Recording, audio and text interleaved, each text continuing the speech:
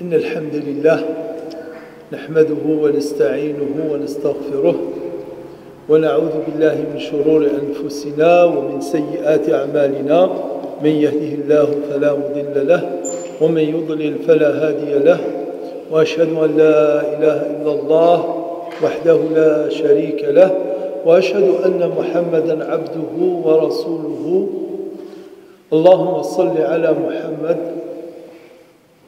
وعلى آل محمد كما صليت على إبراهيم وعلى آل إبراهيم وبارك على محمد وعلى آل محمد كما باركت على إبراهيم وعلى آل إبراهيم في العالمين إنك حميد مجيد ثم أما بعد est-ce qu'il y a parmi vous qui ne comprennent pas le français? هل فيكم من لا يفهم الفرنسية؟ ما يفهمش خلاص الفرنسية. كلكم تفهموا الفرنسية. يعني تسهلوا علينا المهمة بارك الله فيكم. On gagnera du temps. Au lieu de, bien entendu, s'il y a des versets à citer, des hadiths, je les citerai dans leur langue pour leur donner toute leur étendue, toute l'authenticité du texte. Et je traduirai. Mais sinon, pour gagner du temps, les explications vont toutes être déroulées en français. On aura le double de temps que si on devait traduire à chaque fois, ça nous prendrait du temps. Donc le sujet qui a été annoncé, moi j'avais parlé plutôt de la constitution de Médine et le bien vivre ensemble. Mais d'ores et déjà, je dois préciser quelques points. Que quand on parle du bien vivre ensemble, ce n'est pas pour surfer sur la vague, ou bien c'est quelque chose qui est à la mode, ou quelque chose qui est dans l'air du temps, comme on dit, donc on en parle. Non, ce n'est pas du tout pour cela qu'on doit parler. On doit parler parce que c'est quelque chose de fondamental. Aujourd'hui, plus que jamais, les sociétés, elles sont mélangées. Il n'y a aucune société qui peut se prévaloir d'être monolinguistique, monoculturelle, monoreligieuse. Dans toutes les sociétés, il y a une présence, une coexistence. Après, comment elle se fait cette coexistence? De façon pacifique, de façon cordiale, dans la solidarité ou dans les antagonismes, c'est autre chose. Mais le fait est que toutes les sociétés, il y a cette présence de différentes religions. Et surtout, ce qu'on pense, c'est que l'islam, dans bon nombre de ces sociétés, il est arrivé comme ça, du jour au lendemain. Ce qui n'est pas le cas, bien sûr. Je ne sais pas si vous vous souvenez, il n'y a pas plus loin que le mois de février, donc on a découvert 2 tombes à Nîmes qui datent, 3 tombes même. On a découvert 3 sépultures à Nîmes. C'était un chantier en fait qui remonte à 10 ans. Ils les ont découverts il y a 10 ans, mais ils n'en ont pas parlé. On n'en a parlé que ce mois de février 2016. 3 sépultures de musulmans enterrés. Quand ils ont construit le parking sur le grand boulevard de Nîmes, ils ont trouvé 3 sépultures de musulmans. Pourquoi on les a reconnus que c'était des musulmans? Par la façon dont ils étaient inhumés. Couchés sur leur flanc droit en direction de la Mecque et qui date du 9e siècle. Ça fait quand même quelques années que cela existe. Sans parler de l'histoire, de tout le pourtour méditerranéen, c'est ce que dit Lucette Valency, c'est ce que dit Jocelyne Dakhlia dans son livre, pendant plusieurs siècles, il n'a jamais été dépourvu de musulmans dans tout le pourtour méditerranéen. Mais bon, on pense que l'islam est arrivé, je ne sais pas, après le 11 septembre, qu'on découvre aujourd'hui, on parle de l'islam comme si il y a seulement 10 ans que l'islam est en France. En fait, aujourd'hui, le 11 novembre, l'armistice, et on oublie que cet armistice aussi, c'est l'histoire de presque 100 000 combattants musulmans d'Afrique du Nord et des pays du Sahel qui ont combattu le nazisme et qui ont libéré la France. Mais on l'oublie tout ça, les musulmans, ça ne fait que 20 ans, 10 ans ou 20 ans au plus.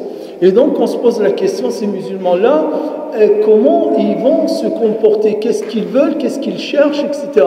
Et c'est pour cette raison, et je tiens à préciser que c'est important. Et c'est important d'être précis, d'être clair, que les musulmans soient clairs. Et surtout, ce n'est pas à partir d'anecdotes. Les anecdotes, ça peut plaire, ça peut passer, mais ça ne convainc personne. Mais par contre, si on parle à partir du Coran, si on parle à partir de la sunna du prophète sallallahu alayhi wa sallam, ça c'est fondamental. Ça c'est convaincant pour nous et convaincant pour les autres. Quand on dit voilà ce que dit l'islam des principes, voilà ce que dit l'islam de la conduite que doit avoir le musulman individuellement ou collectivement avec les non-musulmans, et qu'on dit on se réfère au Coran, on se réfère à la sunna du prophète sallallahu alayhi wa sallam, là ça a une autre importance. Et c'est pour cette raison que j'ai choisi le sujet de la constitution de Médine, parce que la constitution de Médine, c'est fondamental. C'est quand même le premier principe, la première règle posée par le prophète sallallahu alayhi wa sallam, les premiers enseignements, les premiers principes posés par le prophète sallallahu alayhi wa sallam sur le bien vivre ensemble. Je citerai uniquement 2 citations du Coran concernant ce point. Le premier, donc verset 27 à verset 28 de sourate 35. Fatir. Écoutez bien ce que dit cette sourate. C'est important. C'est important, c'est même fondamental. Pourquoi ? Parce que ce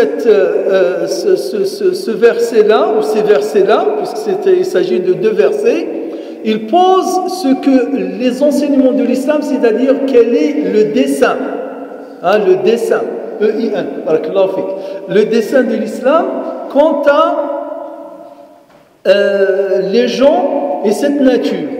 Que dit le verset ? Il dit, ne vois-tu pas comme Allah fait descendre du ciel une eau ?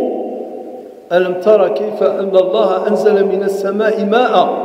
Nous faisons sortir ensuite, avec cette eau, nous faisons sortir ensuite des fruits de variétés diverses. Point. Les montagnes, ils sont marquées de traînées blanches, rouges, de couleurs diverses ou d'un noir profond. Qu'est-ce qu'on a ici ? On a 2 points. On a une faune, on a une flore, et on a une nature. Quelle est sa nature ? Elle est diverse. Diverse dans ses formes et diverse dans ses couleurs. C'est-à-dire, Allah il nous dit, regardez les montagnes. Est-ce que toutes les montagnes sont d'une même couleur ? Non. D'ailleurs, je vous invite, je crois que c'est au Mexique, il y a un endroit où il y a une montagne, comme ça, des strates de couleurs merveilleuses. Elle marque bien une seule même montagne, on trouve plusieurs couleurs différentes avec des nuances éblouissantes. Donc Allah il nous dit que les montagnes sont de couleurs différentes, les végétations sont de couleurs différentes. Ensuite, le verset 27, verset 28, Allah il dit, de même parmi les humains, les animaux et les bestiaux. De même parmi les humains, les animaux et les bestiaux. Il en est de variétés et couleurs diverses. C'est ainsi. Donc Allah, après avoir parlé de la nature, il parle à une nature encore plus proche de nous. C'est ce qu'on appelle aujourd'hui l'éthologie, ETH. L'éthologie, c'est toute la science qui observe le comportement des animaux et on essaie de transposer ce qu'on peut transposer du comportement des animaux pour comprendre aussi le comportement des humains par rapport au comportement des animaux. Donc Allah il dit, il en est de variétés diverses, c'est ainsi. mais seuls craignent Allah parmi ses adorateurs, ceux qui connaissent.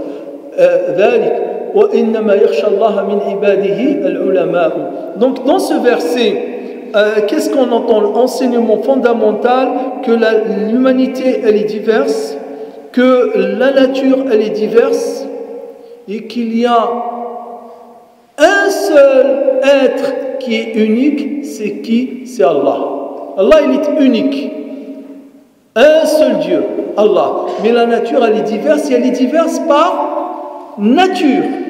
C'est pas quelque chose qui est venu. Ce n'est pas quelque chose, c'est pas un accident. Parce que si, par exemple, je prends juste un exemple, la diversité des langues dans la Bible, c'est quoi? C'est un accident. C'est Dieu qui a puni les humains qui voulaient, c'est la tour de Babel. La tour de Babel, donc ce mythe-là, Allah il a fait, quand il a vu que les hommes étaient en quelque sorte allaient être unis, ils ont une même langue, ils parlent, etc., il les a punis en diversifiant leur langue. Ça, c'est ce qu'on a. Dans le Coran, c'est tout l'inverse. Allah il dit Inna fi ikhtilafi alsinatikum wa alwanikum la ayat. Il dit au contraire, dans la diversité de vos teints et dans la diversité de vos langues et de vos parlers, il y a des signes pour ceux qui sont doués de raison. Donc ce verset-là et tous les versets qui rentrent qui parlent de ce sujet, ils sont importants. Pourquoi ils sont importants? Ils sont importants dans le sens où aucun musulman, ni hier, ni aujourd'hui, ni demain, ne veut prétendre à unifier toute l'humanité dans une seule langue, dans une seule culture, dans une seule religion. Non. D'ailleurs, même l'islam lui-même, dans ses fondements, il est le même, mais dans sa façon de s'adapter le dogme, il reste le même. Le culte, il reste le même.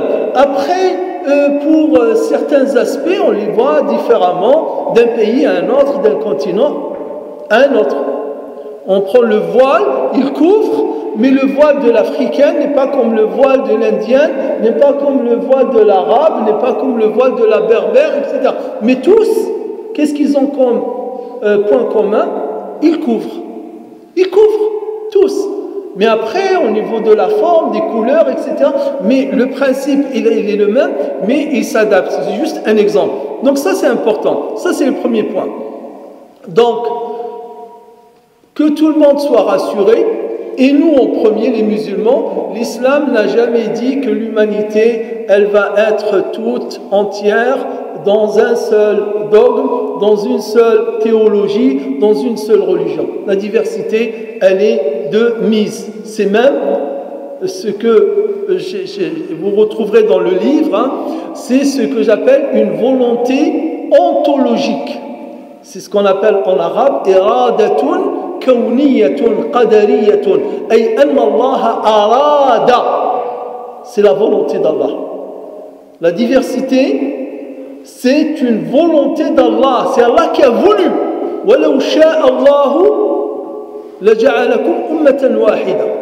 وَلَوْ شَاءَ اللَّهُ. Si Allah l'avait voulu, il aurait fait de vous une seule communauté religieuse. Ça, c'est dans le Coran. Donc, Allah a voulu le contraire, a voulu qu'il reste cette diversité. Parce que c'est dans cette diversité que les gens sont mis à l'épreuve qui va être meilleur que l'autre dans le bien. لِيَبْلُوَكُمْ فِي مَا آتَاكُمْ, afin de vous mettre à l'épreuve dans ce qu'il vous a rapporté. Donc qu'on soit rassuré de ce côté, même si on peut beau dire sur l'islam, ni dans le passé, ni dans le présent, l'islam n'a montré des signes où il a cherché à anéantir la diversité. Les chrétiens, je le dis et je l'insiste à chaque fois, pas plus loin que dimanche dernier, d'ailleurs j'étais dans une rencontre, j'étais assis à côté d'un protestant, il m'a dit moi j'ai voyagé dans les pays musulmans, etc., j'interviens, et c'est un consultant, etc. Bon, et comme il est de Clamart, je dis, c'est bien que Lamar, vous avez une mosquée qui a pignon sur rue, etc., elle est belle, etc. Le gars, il a voulu profiter de ce mot pignon sur rue pour me faire un détour par les pays arabes. Il dit, malheureusement, quand on va dans les pays musulmans, les églises, elles sont cachées, on ne les voit pas, etc. Et là, je lui ai dit, vous voyagez depuis combien d'années, vous, dans les pays musulmans? Il m'a dit, ça fait 10 ans. Ah ben, j'ai dit oui, justement. Parce que si vous remontez un peu plus loin en arrière, vous allez trouver que dans tous les pays musulmans, presque, il n'y a pas un pays dans lequel il n'y a pas une église ou des synagogues qui ont pignon sur rue et qui se trouvent sur les places, les grandes places. J'ai dit, quand vous allez à Alger, la première chose que vous allez apercevoir, c'est l'église. Sur la baie d'Alger, on voit Notre-Dame d'Afrique du haut, comme on voit la Bonne Dame à Marseille. Donc, j'ai dit au contraire, dans tous les pays, on trouve ces églises-là, elles ont pignon sur rue. J'ai dit, moi, quand j'étais à la Mecque en 89, on est parti en car. Quand on est arrivé en Jordanie, à Amman, la première chose que j'ai aperçue, c'était une grande église, très grande à l'entrée de Amman en 89. Et mieux que ça encore, on peut dire que c'est grâce à nous les musulmans que le christianisme a été préservé. Grâce aux musulmans que le christianisme a été préservé. Toutes les églises anciennes, ce qu'on appelle les églises orientales, elles ont vécu en minorité parmi les musulmans depuis le 8e siècle. Depuis le 8e siècle. Depuis que l'islam est arrivé en Égypte, depuis que l'islam est arrivé en Syrie, depuis que l'islam est arrivé en Jordanie, depuis que l'islam est arrivé au Liban, toutes ces régions, depuis que l'islam est arrivé en Palestine, le lieu même de la naissance du Christ, le christianisme était en minorité. Et qui était majoritaire? C'est les musulmans, sans compter les juifs. Et qui les a préservés? C'est les musulmans. Est-ce qu'on a effacé leurs vestiges? Est-ce qu'on les a forcés à se convertir à l'islam? Est-ce qu'on a détruit leurs églises? Est-ce qu'on a détruit leurs livres? Non, au contraire. Donc, l'islam a prouvé sur une étendue de temps assez large, plusieurs siècles, qu'il était capable d'avoir des gens d'une autre religion avec lui, vivant en minorité en son sein, à ce lien, sans jamais les inquiéter. Oui ou non? Dites non, si vous voulez. On leur dit, allez, dites non, chiche, dites non. Allez, l'histoire, elle est là. Montrez-nous à quel siècle les Juifs ont été massacrés par les musulmans. Dites-nous à quel siècle les chrétiens ont été massacrés par les musulmans. Vous ne trouverez pas. Vous ne trouverez pas. Et ne me dites pas Daesh, c'est quand? C'est hier, c'est avant-hier, 2014, 2015, 2016. Montez juste un peu, 20 ans en arrière. Vous ne trouverez pas ça. Pourquoi? Parce que l'islam impose aux musulmans le respect des autres. L'islam impose aux musulmans le respect des autres religions. Donc, n'ayez crainte de ce côté. N'ayez crainte de ce côté. وَقُلِ الْحَقُّ مِنْ رَبِّكُمْ فَمَنْ شَاءَ فَلْيُؤْمِنْ وَمَنْ شَاءَ فَلْيَكْفُرْ. C'est noir sur blanc. Dit, c'est la vérité. Ça, c'est la vérité qui vient de votre Seigneur. Crois qui il veut, mais crois qui il veut. Je passerai au deuxième point. Et ça, c'est important. Verset 8 de la sourate 60. Suratul Mumtahana. À la sourate de l'éprouvé. Ce verset 8 et le verset qui vient, le 9, sont deux versets très importants. D'ailleurs, pour le verset que j'ai cité tout à l'heure de Fatir, revenez et consultez ce qu'a dit Ibn Kathir, 8e siècle Ibn Kathir. Ce qu'il a dit dans le tafsir de ce verset. Vous allez être étonnés. Vous allez être étonnés de ce que dit Ibn Kathir, un savant exégète du 8e siècle, sur la diversité. Lisez. Ce que dit Ibn Kathir, donc Surat Fatir, verset 27 et verset 28. Sinon, le verset 8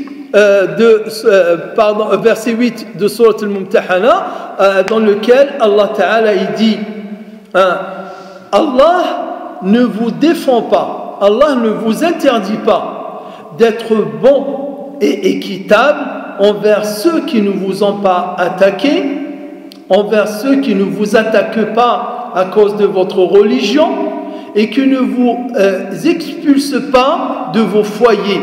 Allah aime ceux qui sont équitables. La yanhakumullahu anil ladhina lam yuqatilukum fi ad-din wa lam yukhrijukum min diyarikum an tabarruhum wa tuqsitu ilayhim inna Allaha yuhibbu al-muqsitin. Remarquez une chose. Par quoi commence le verset? Allah ne vous interdit pas. Comment on appelle cette forme dans la langue? La yanhakumullahu. Qu'est-ce que vous remarquez? C'est la négation d'une négation. Négation de la négation, ça nous donne quoi? Ça nous donne quelque chose de positif. C'est comme si déjà à l'époque, et ça continue encore aujourd'hui, la première idée qui pouvait nous venir à l'esprit, c'est de croire qu'Allah nous interdit d'être bons et d'être justes envers ceux qui ne sont pas ou qui ne partagent pas notre religion. Oui ou non? La yanhakum. Allah ne vous interdit pas. C'est-à-dire que si vous pensez qu'Allah vous interdit, sachez qu'en vérité, Allah ne vous interdit pas. Donc, qu'est-ce qu'on appelle ça aujourd'hui dans le langage moderne? On appelle ça la déconstruction d'un préjugé. C'est déconstruire. Déconstruire dans le sens de revenir à ce qui est vrai. Casser ce qui est faux, lever le préjugé pour revenir au jugement juste et correct. Allah ne vous interdit pas. Allah, plus j'y pense, plus à cette formule, et plus je suis encore étonné. Allah ne vous interdit pas d'être juste, comme ceux qui ne vous ont pas combattu ou qui ne vous ont pas chassé de vos demeures. Allah ne vous interdit pas d'être bon. D'être bon, ça c'est le terme avec lequel on traduit en français. Mais sinon, si on revient au texte originel, c'est-à-dire en arabe, la yanhakumullahu anil ladhina lam yuqatilukum wa lam yukhrijukum min diyarikum an tabarruhum. Il bar, c'est pas que bon, c'est la meilleure expression, c'est la meilleure des expressions pour exprimer la bonté. La meilleure expression pour exprimer la bonté, c'est le sommet. C'est l'expression la plus riche et la plus forte. Et l'expression qui vient après, wa tuqsitu ilayhim, wal qist, dans la justice, dans l'objectivité, dans l'équité, c'est aussi le terme le plus fort. Donc Allah, qu'est-ce qu'il nous dit? Il nous dit, en quoi vous n'êtes pas tenu d'être bon? En quoi vous n'êtes pas engagé d'être juste envers ceux qui ne vous ont pas combattu? Et Allah insiste à la fin, certes, Allah aime les justes. Inna Allah, avec inna. Inna, cette expression qui marque, qui l'appuie. C'est la confirmation. Adat tawkid.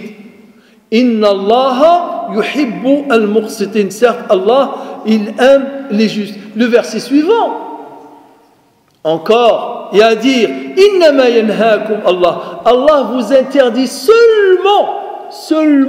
Innama aussi, c'est une expression très forte en arabe, c'est pour, attention, il n'y a que dans ce cas-ci, et uniquement dans ce cas-ci, qu'Allah vous interdit.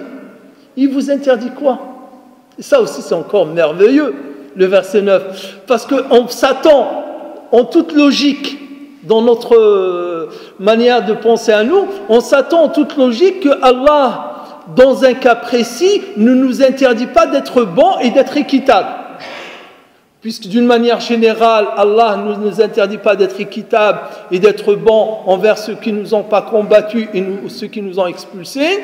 Donc l'inverse serait de Allah, dans le cas où les gens nous combattent pour notre religion et nous expulsent, il nous interdit d'être bon et d'être équitable. Non, c'est pas ça qu'Allah Ta'ala interdit. Il interdit al-wala.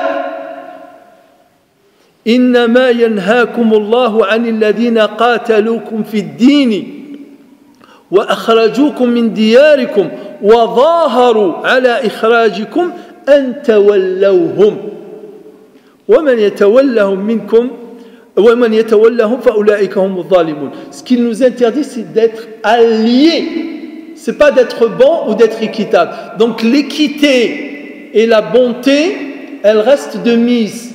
Par contre, ce qui est interdit, c'est l'alliance. Quelqu'un qui combat l'islam, tu dois pas être son allié. C'est-à-dire, tu dois être son opposé, son opposant, son adversaire. Jamais de son côté. Et je vous invite à ce propos, cette fois-ci, c'est pas Ibn Kathir, c'est Tabari. Tabari, dans le tafsir de ce verset 8 de Surat al-Mumtahana. Wallahi, vous allez être étonnés. Parce que, qu'est-ce que fait le Tabari? Le Tabari, il va décortiquer ce verset. Il dit, attention, ne pensez pas que ce verset-là, il concerne une catégorie et pas une autre. Il concerne toutes les religions, il concerne toutes les ethnies. Comme ça, il dit, kullul milal wa kullul nihal. Et ensuite il dit, et attention, ne pensez pas que c'est un verset abrogé. Où il dit, وَكَذَلِكَ الَّذِينَ يَقُولُونَ أَنَّهَا آيَةٌ مَنْسُخَةٌ لَيْسَتْ بِآيَةٍ مَنْسُخَةٌ. Il dit, ceux qui disent que c'est un verset abrogé, il n'est pas abrogé. C'est-à-dire que ce que dit l'enseignement contenu dans ce verset, il est aussi de rigueur, il est encore en vigueur, il n'a pas été abrogé. Pourquoi je cite cela? Je cite cela pour que nous-mêmes on retrouve un peu notre équilibre et on retrouve l'authenticité des enseignements que nous dicte l'islam. L'islam, autant, et c'est sûr, ne nous dicte aucunement d'être dans une position d'hostilité à tous ceux qui sont différents de nous. Aussi, sur le plan de l'alliance aussi, il nous dit l'alliance c'est une chose, le bon comportement, la cordialité, la bonté, la justice, l'équité c'est autre chose.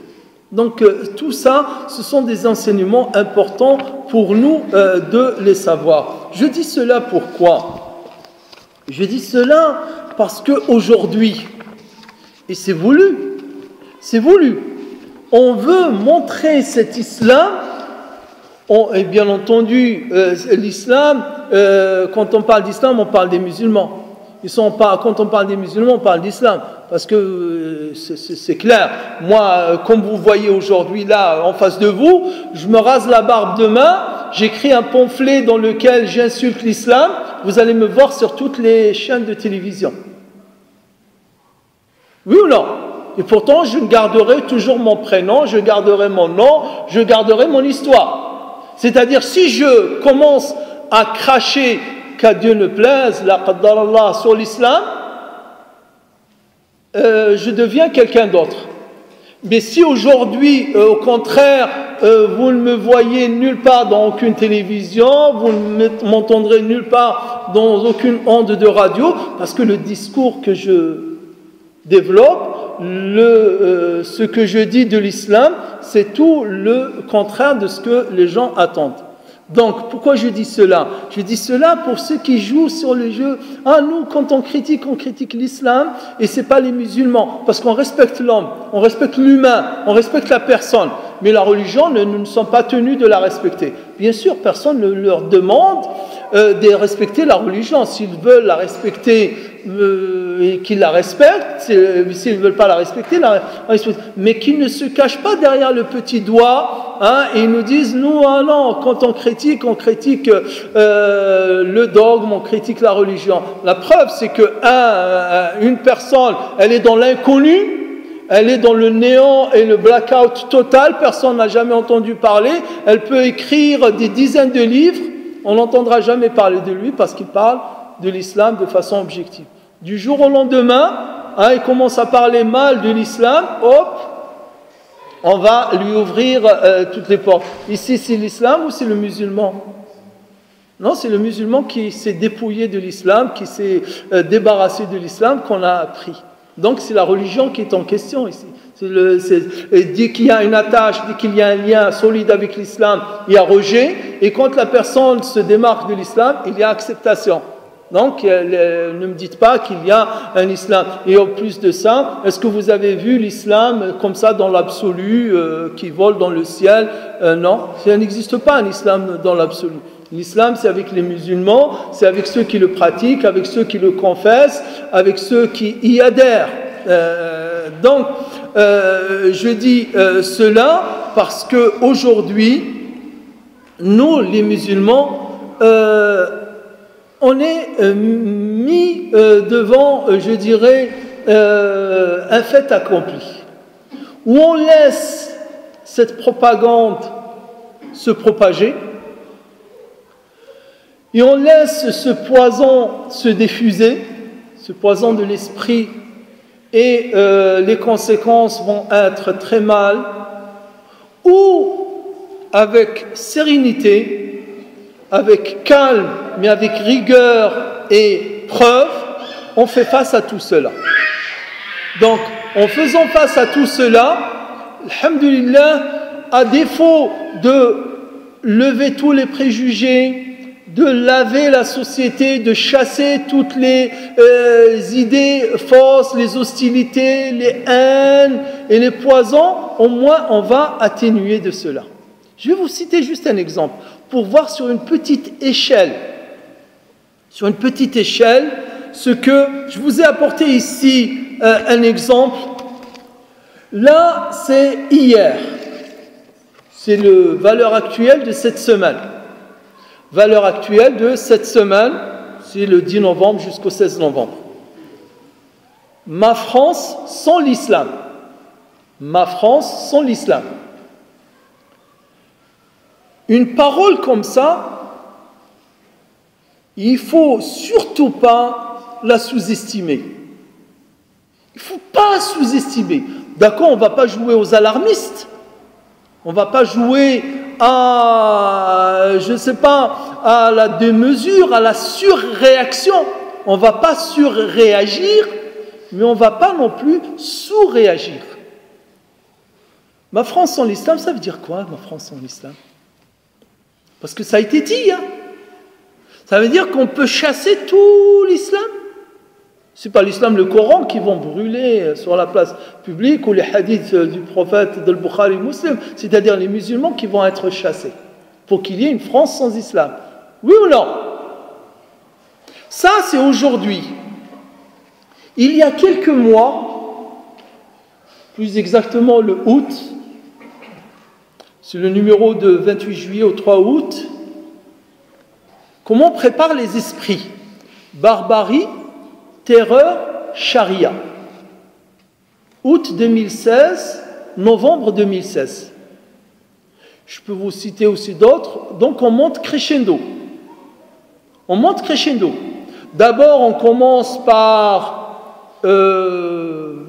stigmatiser, par coller des dessins maléfiques à une religion. Bien entendu, aux adeptes d'une religion, c'était il y a quelques mois, ces islamistes qui veulent mettre la France à genoux. Hein, c'est la charia, donc, qui veut mettre la France à genoux. C'était au mois d'août. Et aujourd'hui, ma France sans islam. Vous pouvez penser que ça, c'est les droites, de la droite. C'est pareil dans la gauche. Et encore, je suis parti très vite. Pourquoi ils détestent la France? Ça, c'est la gauche, hein, Marianne. C'est la gauche. Les gars qui sont tous fait leur premier essai de plume dans le Nouvel Obs, dans Libération, etc. Pourquoi ils détestent la France? C'est-à-dire pourquoi les musulmans détestent la France? Vous détestez la France, vous? Non? Mais vous détestez les haineux, les fascistes, les racistes et les islamophobes? Oui, moi je les déteste tous. Tous les islamophobes, tous les haineux, tous les racistes, je les déteste. Mais la France, je ne la déteste pas. Il n'y a aucune raison de la détester. J'y vis. Mes enfants vivent. Ma femme vit. mes amis vivent, j'ai enseigné des années, j'ai fait mes études en France. Donc, mais on veut persuader les gens. Donc, d'où notre rôle à nous. Pas avec des anecdotes, parce qu'il y a malheureusement des frères, des imams, des prêcheurs, etc., qui veulent faire passer le message par des anecdotes. Non, ça passe pas par les anecdotes, ça passe par les textes. Ça passe par les textes. Ça passe par ce que dit le Coran, par ce que dit la Sunna, par ce que dit la sira du prophète sallallahu alayhi wa sallam. Là, oui. Hein, donc, et nous, les versets, je vous en ai cités, hein, et donc quand on revient à la sira du prophète sallallahu alayhi wa sallam, elle est là. Hein, elle est dans l'exposition, vous pouvez la voir, la constitution de Médine. La constitution de Médine, que dit-elle? Sur les 47 articles de cette loi, le prophète sallallahu alayhi wa sallam, premier, Bismillahirrahmanirrahim, voici ce qu'a prescrit le prophète Mohammed aux croyants et aux soumis d'entre les Qurayshites et les Yathribites et à ceux qui les ont suivis puis se sont joints à eux et ont combattu à leur côté. Article 1. Donc cette loi, cette constitution de Médine, elle concerne tout le monde. Les Yathribites, les Qurayshites et tous ceux qui se joignent à eux. Cela forme une seule et même umma, communauté, en dehors du reste des humains. C'est-à-dire une seule communauté qui regroupe qui? Qui regroupe les gens de Yathrib et les gens de Mecca, les croyants parmi les musulmans, les croyants parmi les juifs et tous ceux qui les suivent. Ils forment tous une seule communauté. Article 2. Là, on trouve ça dans quelle constitution? Avant le XVIIIe siècle? Dans aucune. Dans aucune constitution avant le XVIIIe siècle, on peut trouver ce type de règles, ce type de loi. Article 3. Les immigrés de Quraysh, comme de règle chez eux, se cotiseront pour acquitter le prix du sang et paieront en toute bienfaisance et en toute justice parmi les croyants la rançon de leurs prisonniers.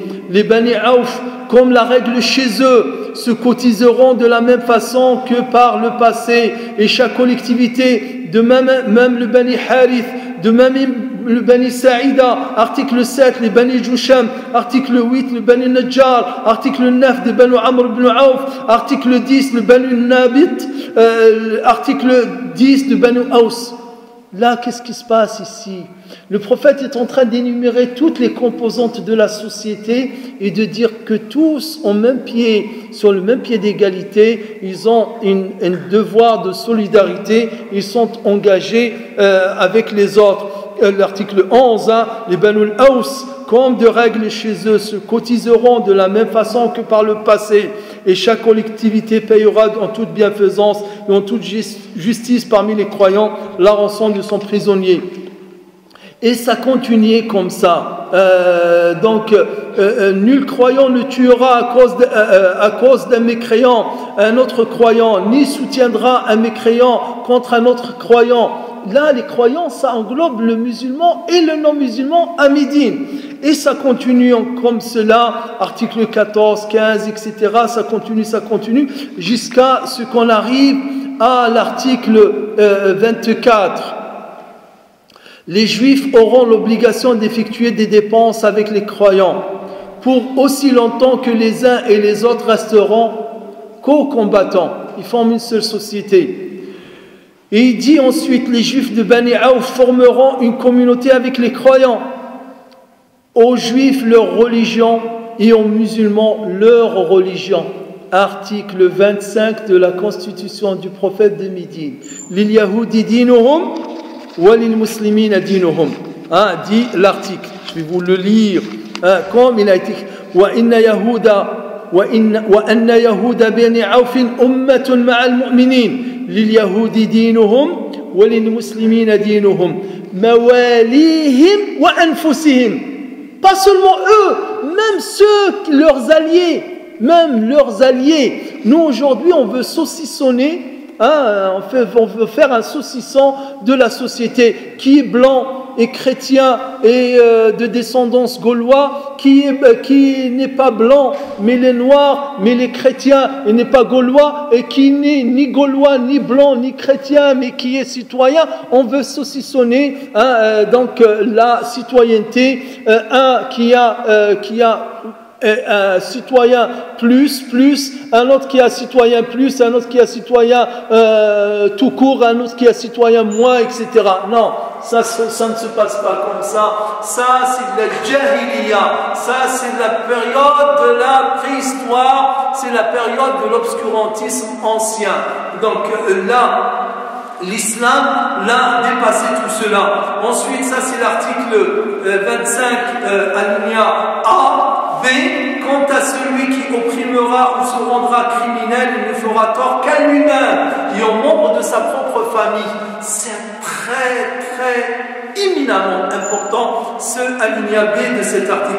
Quant à celui qui opprimera ou se rendra criminel, il ne fera tort qu'à lui-même et aux membres de sa famille. C'est-à-dire que la punition, la sanction collective,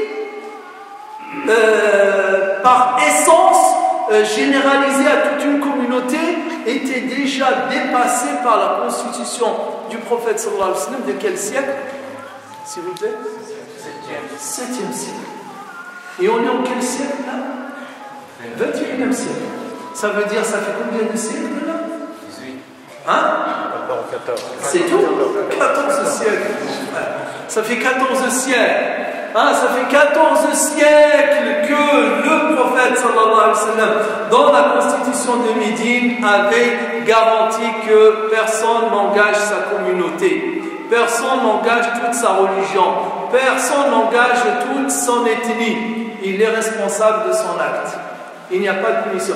Mais aujourd'hui, il y a un je ne sais qui, énergumène, individuel ou petit groupe qui commet un méfait, un attentat, un crime ici ou là, et on veut faire supporter la responsabilité à toute une communauté. Ça ne va pas. Article 26, 27, 28, 29, 30 et 31. Le prophète sallallahu alayhi wa sallam, sur tous ces articles, 26, 27, 28, 29, 30 et 31, il va citer les tribus juives par nommément. Aux juifs de Bani Najjar, les mêmes droits qu'aux juifs de Bani Auf. Aux juifs de Bani Harith, les mêmes droits qu'aux juifs de Bani Auf. Les juifs de Bani Sa'ida, les mêmes droits qu'aux juifs de Bani Auf. Aux juifs de Bani Jusham, les mêmes droits qu'aux juifs de Bani Auf. Les juifs de Bani Aus, les mêmes droits que les juifs de Bani Auf. Les juifs de Bani Tha'laba, les mêmes droits que les juifs de Bani Aus. En fait, les Bani Auf, c'était, comme on appelle dans le règlement du GATT, l'OMC, l'Organisation mondiale du commerce, c'est la clause comment on appelle ça, de la nation la plus favorite. La clause de la nation la plus favorite. Quand un est admis dans l'Organisation mondiale du commerce, il exige qu'on lui octroie les mêmes droits que la nation la plus favorite dans le contrat, dans l'organisation. Là aussi, le prophète sallallahu alayhi wa sallam, il accorde à toutes les tribus juives les mêmes droits que la tribu la plus favorite, à savoir les Bani Auf. Donc, tout cela, et à travers l'histoire, c'était une réalité. C'était une réalité. Donc, vous pouvez consulter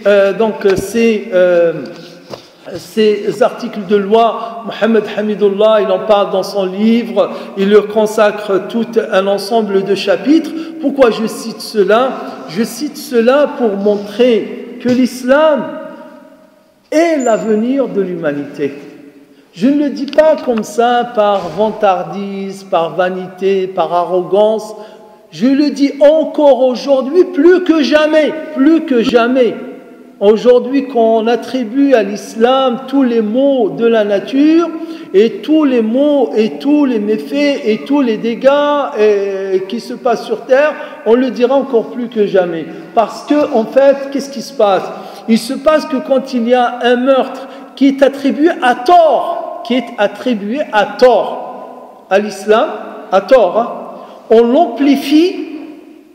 Et par ailleurs, rien que les armes qui circulent aux États-Unis, elles font plus de 5000 fois, elles ont fait plus de 5000 fois de victimes que ce qu'ont fait quelques attentats qui sont attribués à tort à l'islam. Donc, le discernement, encore une fois, pour terminer sur un point précis, puisque le gars qu'on a cité tout à l'heure, on l'a vu il y a 3 semaines, il a pris une photo sur le magazine du Figaro avec un Coran dans la main. Il faisait comme ça, donc pour dire, écoutez, moi je parle en connaissance de cause, c'est-à-dire je ne parle pas dans le vent, j'ai étudié le Coran de ces musulmans, alors mes chers compatriotes, mes chers concitoyens, je vous parle en connaissance de cause, je vous parle de ce que j'ai vu dans leurs écrits. En fait, qu'est-ce qui s'est passé? C'est dit ici, il a reçu quelques notes des services, des notes alarmistes forcément, et auxquelles il a rajouté, parce qu'il avait écrit il y a déjà quelques années, à peu près une dizaine d'années, les mosquées de Roissy. Il a écrit les mosquées de Roissy, les gens les plus honnêtes, parmi les bagagistes, les plus honnêtes, je dis. Alors qu'il y a des vols comme ça, à gogo, des milliers pour ne pas dire des centaines de milliers d'euros qui sont volés dans les bagages à longueur d'année, là c'est les gens qui, masha'Allah, qui sont dans le droit chemin, qui font leur travail, et à l'heure de prière, ils vont faire leur prière, c'est tout. Et pour ne pas se regrouper tous ensemble dans un même endroit, et comme Roissy est énorme, ils font un petit coin là-bas, calme, il y a 5-6 qui font salat, là-bas il y a un autre coin, un autre service, un autre partie de l'aéroport, il y a 4-5 qui font la prière, ils font leur prière tranquille, après ils reprennent leur travail, ni des voleurs, ni des tricheurs, ni des gens qui sont mal intentionnés ou malveillants vis-à-vis de qui que ce soit. Alors, attention, il y a des mosquées à Roissy. Il y en a combien? Il y a 23 ou il y a 25 mosquées. Alors que c'est des petits coins où il y a des cartons, les gens ils posent leurs cartons, etc. Donc là, comme ça, bien sûr, on crée, on donne des mauvaises idées sur les gens. Donc là, lui par exemple, il dit, je vais vous parler de son livre. Il a écrit un livre récemment, 320 pages. Il a dit la Ummah, la Jihad et la fraternité. Il dit que les musulmans ne reconnaissent aucune fraternité. Il n'y a que le musulman qui est frère du musulman. En dehors de cette fraternité, ils ne reconnaissent aucune autre fraternité. Qu'est-ce que vous en dites? C'est faux. Mais il ne suffit pas de vous dire que c'est faux. Il faut le prouver. Moi, je vais... Oui, mon frère. Donc, l'imam al-Nawawi, vous connaissez l'imam Nawawi? Tous. À quel siècle il a vécu? Oh, beaucoup plus loin que ça. 8e siècle. Hein? 8e siècle de l'Hégire, ouais. Barakallah, faut que tu parles de l'ère chrétienne. Donc c'est 8e siècle, Imam al-Nawawi, il a écrit beaucoup de livres, il a écrit Riyad Salihin, il a écrit les 40 hadiths de Nawawi, il a fait le commentaire de Sahih Muslim, justement à Sahih Muslim. Et donc dans le Sahih Muslim, il y a un hadith du prophète sallallahu alayhi wa sallam qui dit La yu'minu ahadukum hatta yuhibba li akhihi ma yuhibbuhu li nafsihi. La yu'minu ahadukum hatta yuhibba li akhihi ma yuhibbuhu li nafsihi. Le prophète dit dans ce hadith, nul d'entre vous n'est véritablement croyant que s'il souhaite à son frère ce qu'il souhaite à lui-même. À son frère ce qu'il souhaite à lui-même. Il dit la fraternité dont il est question dans ce hadith. La fraternité dont il est question dans ce hadith, il ne s'agit pas de la fraternité islamique. Il dit le sens le plus probant, c'est qu'il s'agit de la fraternité humaine. Il s'agit de la fraternité humaine. Nous aujourd'hui, on a peur de parler de ça. Il n'y a que les francs-maçons qui parlent de la fraternité humaine. Il n'y a que les chrétiens qui parlent de la fraternité. Non, la fraternité humaine, elle existe. Elle est là. C'est l'imam Nawawi, 8e siècle. C'est pas un savant ou un imam laxiste qui fournit comme ça des avis un peu maquillés, un peu marketing, etc. Non, c'est parce qu'il est convaincu que c'est le sens dont il est question. Ton frère dans l'humanité, dont il s'agit ici. Donc la fraternité, au-delà, en islam, il y a 3 types de fraternité. Bien sûr, elles ne sont pas toutes pareilles. Quelqu'un qui est ton frère dans le sang est frère dans la religion. Logiquement, psychologiquement, sociologiquement, il est plus proche de toi que quelqu'un qui n'est frère que dans la religion. Oui ou non? Parce qu'il y a 2 liens de fraternité. La fratrie, sanguine et la fraternité religieuse. Ensuite, celui qui est frère avec toi dans la religion. Ensuite, la fraternité abrahamique, puisqu'on a tous le père Ibrahim. Et attention, quand on dit cela, ça ne veut pas dire que demain on va lire la messe. C'est ça que les gens ne comprennent pas. Quand on dit on est frère avec les chrétiens, la fraternité abrahamique, parce que c'est une réalité. Abraham, il a eu 2 enfants, Ismaïl et Ishaq. Ishaq, c'est un enfant qui a donné la religion judaïque et la religion chrétienne. Ismaïl, il a donné la religion musulmane. Et quand on dit qu'il y a une fraternité, ça ne veut pas dire que demain, allez, tous les versets qui disent que la Trinité c'est haram, c'est shirk, on dit non, c'est bon, la Trinité c'est bon. Non, la Trinité c'est pas bon pour nous, on la comprend pas, on l'admet pas, c'est faux, etc. Mais ça ne veut pas dire que quand je dis cela, je ne respecte pas l'autre dans sa foi, l'autre dans ses convictions, et je respecte, sans partager. C'est ça que les gens aujourd'hui n'arrivent pas à faire le discernement entre ne pas partager et respecter. On peut respecter totalement sans partager. Et on peut partager parfois en apparence sans le respect. Tous ceux qui nous tirent des flèches et qui nous empoisonnent par les coups de poignard derrière, soi-disant ils partagent alors qu'ils ne partagent rien. Au contraire. Voilà, je terminerai juste par le dernier cercle, la fraternité humaine, elle existe. Notre père à tous, c'est Adam.